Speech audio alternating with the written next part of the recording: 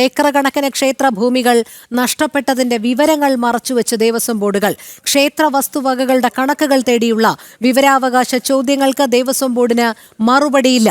ആവർത്തിച്ചുള്ള ചോദ്യങ്ങൾക്ക് Paravur Devaswom sub group നൽകിയത് ആധികാരികതയൊന്നുമില്ലാത്ത കൈയെഴുത്ത് രേഖ. നിഷ ദിലീപ് ചേരുന്നു. നിഷ, പറയൂ.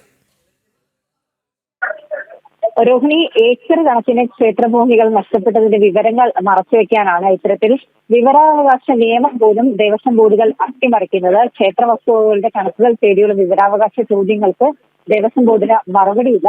തിരുവിതാംകൂർ, കൊച്ചിൻ, മലബാർ ദേവസ്വം ബോർഡുകളുടെ സ്വത്തുവകകൾ നഷ്ടപ്പെട്ടതിന്റെ കണക്കുകൾ മറച്ചുവെക്കാനാണ് ഇത്തരത്തിൽ വിവരാവകാശ നിയമം പോലും അട്ടിമറിച്ചുകൊണ്ട് ദേവസ്വം ബോർഡുകൾ മുന്നോട്ട് പോകുന്നത്. ഈ എറണാകുളം പറവൂർ ഗ്രൂപ്പിൽ വരുന്ന 33 ക്ഷേത്രങ്ങളുടെ വിവരങ്ങൾ Thiruvithamkoor Devaswom Paravur north assistant commissioner ഓഫീസിൽ നിന്നും വിവരാവകാശ നിയമപ്രകാരം അത് തേടിയപ്പോൾ പറവൂർ സ്വദേശിയായ ഉദയന് നൽകിയ മറുപടിയിൽ ഈ ഭൂമിയുടെ സർവേ നമ്പറും വിസ്തീർണവും ഒപ്പം തന്നെ വസ്തുവിന്റെ സ്വഭാവവും എല്ലാം രേഖപ്പെടുത്തിയിട്ടുണ്ട്. പക്ഷേ ഈ ഭൂമി ഏത് രീതിയിലാണ് അന്യാധീനപ്പെട്ട് പോയത്, അല്ലെങ്കിൽ ആരുടെ കൈവശമാണ് നിലവിലുള്ളത്, ഈ വിവരങ്ങളൊന്നും തന്നെ ദേവസ്വം ബോർഡ് നൽകിയിട്ടില്ല. മാത്രമല്ല, ഇതെല്ലാം രേഖപ്പെടുത്തിയ ഒരു കൈയെഴുത്ത് പ്രതിയാണ് നൽകിയത്.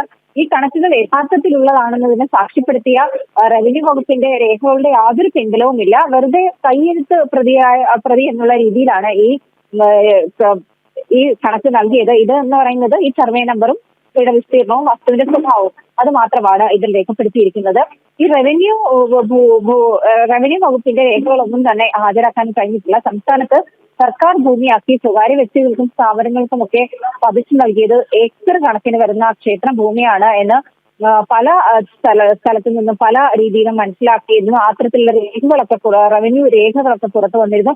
ഇതിന്റെ അടിസ്ഥാനത്തിലാണ് പറവൂർ സ്വദേശിയായ ഉദയൻ ഇത്തരത്തിൽ ഈ പറവൂർ സബ് ഡിവിഷണൽ കമ്മീഷണർക്ക് തിരുവിതാംകൂർ ദേവസ്വം ബോർഡിന്റെ കീഴിലുള്ളതാണ് ഈ പറവൂരിലെ 33 ക്ഷേത്രങ്ങളുടെ ഭൂമി. അതിലെ വിവരാവകാശ രേഖകളാണ് ചോദിച്ചത്. അതാണ് നൽകാൻ കഴിയാതെ ഈ ഭൂമിയുടെ വിസ്തീർണവും ഒപ്പം തന്നെ ഏത് ഭൂമിയാണ് സ്വഭാവവും ഒക്കെ രേഖപ്പെടുത്തിയ കൈയെഴുത്ത് രേഖ നൽകിയത്.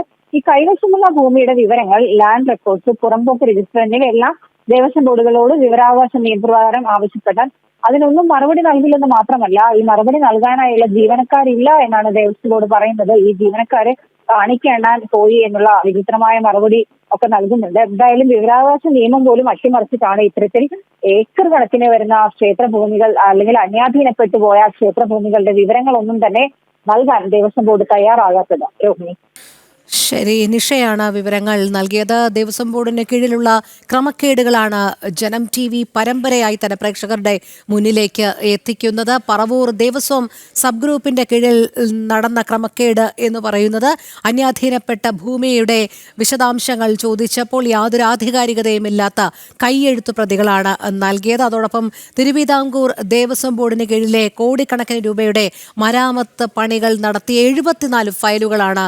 കാണാതായിരിക്കുന്നത് എന്നുള്ളതാണ്. ഈ 2 റിപ്പോർട്ടുകളുമാണ് മാഫിയ വാഴും ദേവസ്വം എന്ന പരമ്പരയിലൂടെ പ്രേക്ഷകരുടെ മുന്നിലേക്ക് ജനം TV എത്തിച്ചത്.